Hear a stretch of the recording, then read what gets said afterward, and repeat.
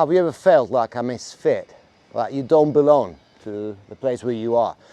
Something happened to me once that literally put me under a lot of stress, and it was a bit harsh in a way. Steamrolling niggas like an 18 wheeler with the drunk driver driving. There's no surviving when I'm riding like a semi-automatic. That was around 2007, that was, when I lived in London. I just moved there from Spain and I started looking for a job.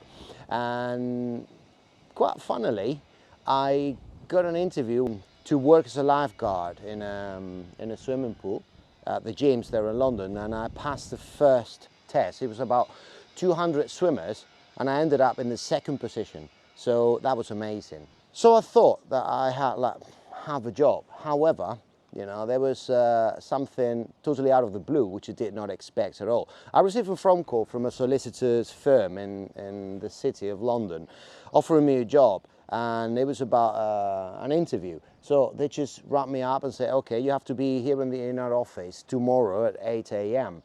And there it was. But there was a problem. I was not expecting to work in something like that, so I didn't have the outfit. Everybody wears suits and ties in the UK, you probably know that, and more especially in the financial neighbourhood of London, in the city, right in the centre. That was near Bank Street, so you can imagine the sort of individuals you can find around there. The thing is that I was wearing boots, jeans, a shirt, and a leather jacket. You know, so I pretty much looked like a biker, and when I entered into that room for that interview, the first thing I found was a one-eyed Filipino. At first, it was a bit shocking. Second thing, he looked at me in a very weird way. I don't know if it was the fact that he only had one eye or probably the outfit I was wearing, because he did not expect somebody wearing a leather jacket. And I said, okay, I'm very sorry that I had to wear these, but I've just moved from Spain and blah, blah, blah. But anyway, if you give me the job position, I will buy the proper outfit and I'll have my suit, my tie, and I will wear accordingly to this job. But these gentlemen said, we have no time for that. I mean, I'm sorry, but there's no bullshit. We're running out of staff because somebody left a job and it was a Mexican guy, and actually we're looking for a profile, somebody who can actually speak Spanish as well as English, and you're the guy. And the thing is that we're so short of staff right now that I need you to work for the entire day for us. You have to go to the Royal Courts of Justice in London, and you have to get to our client, who will be there with a lawyer, and you have to get in court with her. You have to make a report, you have to bring the report back, and you have to give it to us. If the report's good enough and it's up to our standards, I'll give you the job. If it's not, then you can go home and disappear. And that was amazing. So what the heck am I going to do in the Royal Courts of Justice? I've never been there, I've never been in a trial before. First time in my life. I was scared, yes I was, and actually, being dressed as I was, I felt like, oh gosh, please get me out of here. In the end, it was a very shocking trial. The judge there was, I don't know how to call her, severe, strict.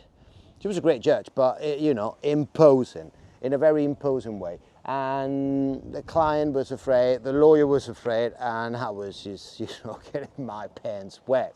She even asked, you know, like, who's that guy over there sitting with that leather jacket?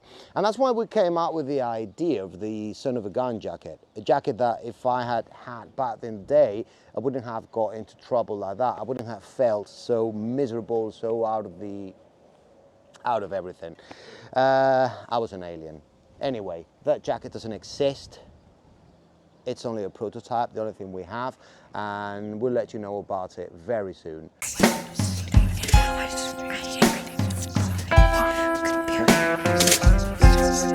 I'm dysfunctional, baby, and so are you.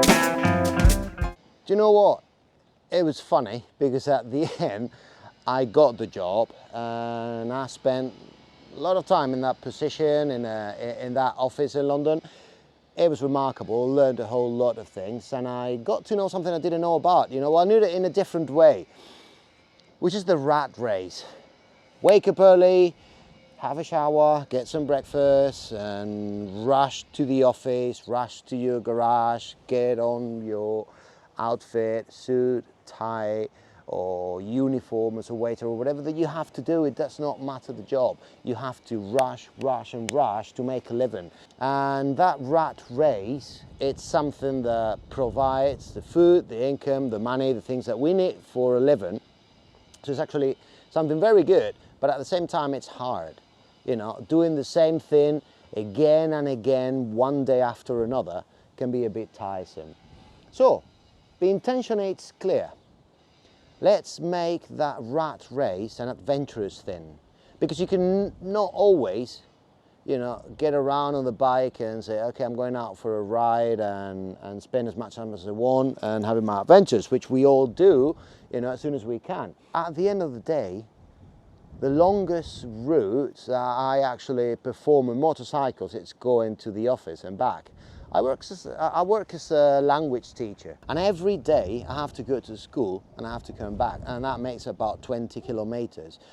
I would ride my motorcycle to the school, and it's amazing because it allows me to have a short adventure, you know, in that rat race. So what I did, the whole concept was the 24/7 biker. It's to have clothes in which you look well and you're not a fish out of the bowl, out of the water. Clothes in which you look good and you're not a fish out of the water, as I was in those Royal Courts of Justice, but someone who's wearing clothes which are actually okay for daily life, and they're also okay for a ride. Dressed for the ride, but be ready for life, which is a motto here, a motorboard. So that's how the 24/7 biker was born. It's a different concept. Sometimes when I'm coming back from school and I'm just heading home and I've got the 10-kilometer ride, I feel like a hero. I don't feel at all as if just returning from the office. Even if I'm tired or it's been a tough day, I feel that I'm having fun. And I think that's great. 24/7 bikers.